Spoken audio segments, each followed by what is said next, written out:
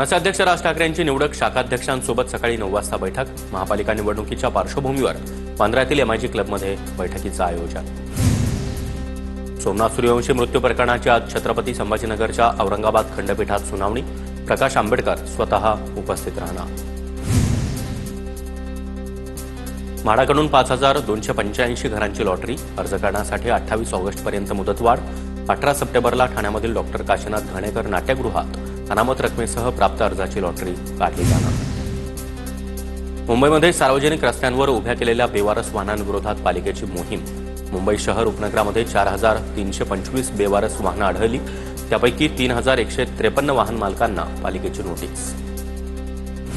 मुंबईमध्ये पीयूसी नसलेल्या 3,600 वाहनांवर कारवाई. आरटीओनं केलेल्या कारवाईमध्ये 8,70,000चा दंड वसूल. 1 जानेवारी ते 12 ऑगस्ट दरम्यान कारवाई करण्यात आली. ठाणे महापालिकेला बसणार 150 कोटींचा फटका. पालिकेकडून 1,45,000 अनधिकृत बांधकामांच्या मालमत्ता धारकांचा दंड माफ. पुण्यामधील वीज वितरण क्षेत्रामध्ये आता टाटा पॉवरनं थेट प्रवेश केलाय. कंपनीनं वीज नियामक आयोगाकडे अर्ज केला. आता अर्जाच्या मंजुरीची प्रतीक्षा. टाटा पॉवरचे व्यवस्थापकीय संचालक डॉक्टर प्रवीर सिन्हा यांची माहिती. पुण्यामध्ये मेट्रोने प्रवास करणाऱ्या प्रवाशांसाठी आता आनंदाची बातमी आहे. उद्यापासून मेट्रो गर्दीच्या वेळी दर 10 मिनिटांनी धावणार. पुणे शहरामध्ये विविध भागात रस्त्यांवर पडलेल्या खड्ड्यांच्या तक्रारी.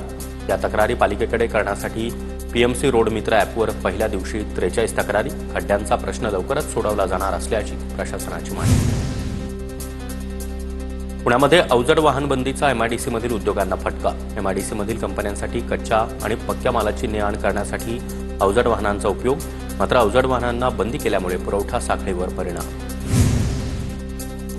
छत्रपती संभाजीनगरमध्ये 1,906 विविध धार्मिक स्थळांवरील भोंगे खाली उतरवले. पुन्हा भोंगे लावायचे असल्यास अर्ज करावा लागणार. मात्र त्याची मर्यादा 3 महिन्यांसाठीच आहे. परभणी महापालिकेचे नवीन आयुक्त नितीन नार्वेकर यांनी पदभार स्वीकारला. कर्मचाऱ्यांकडून आयुक्तांचं स्वागत. भंडाऱ्यामध्ये भर पावसात राष्ट्रवादीचा जिल्हाधिकारी कार्यालयावर धडक मोर्चा. जिल्हाधिकारी संजय कोलते यांना मागण्यांचं निवेदन देण्यात आलं. अंमली पदार्थ विरोधामध्ये अमरावती शहर पोलिसांचं पाऊल. जनजागृतीसाठी सायकल रॅली. अनेक पोलीस देखील सहभागी. साताऱ्याच्या कराडमधील होलिस्टिक हिलिंग सेंटर बंद करण्याची मागणी. भीमशक्ती सामाजिक संघटनेच्या आनंदराव लांदे यांची मागणी.